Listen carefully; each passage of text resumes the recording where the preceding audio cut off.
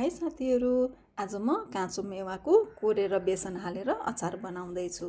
यसलाई छिलिसकेपछि अब यसलाई मजाले कोरेसोमा कोर्ने। यसरी सबै मेवा मजाले कोरिसकेपछि अब एउटा बाटामा राख्ने। बाटामा राखिसकेपछि अब यसमा मैले उसिनेको आलु पनि हाल्छु। 4वटा आलु उसिनेको छु। यतातिर बेसनलाई पनि मजाले भुट्ने। बेसन रातो रातो भइसकेपछि अलिकति मैले यहाँ लसुन लिएको छु। लसुनलाई पनि छोडाएर खलमा कुस्ने। अब यो उसिनेर राखेको आलुलाई यसरी यो कोरेको मेवामाथि काट्ने। काटिसकेपछि अब भुटेको बेसनलाई पनि यसै माथि हाल्ने। अब स्वाद अनुसार नुन पनि हाल्ने।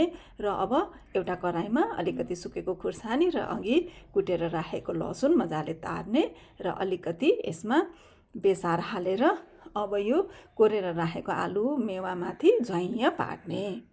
कसैले मेवाको तरकारी खानुभएको होला, कसैले मेवाले आफ्नो किसिमले बनाएर अचार खानुभएको होला, तर मैले यो आज बेसन हालेर साँधेको अचार बनाउँदैछु।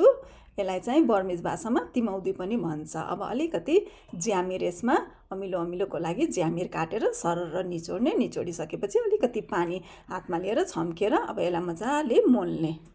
चारैतिरबाट मजाले मोलिसकेपछि अब यो खानको लागि रेडी भयो। मिठो मिठो मेवाको तिमौदी अचार रेडी।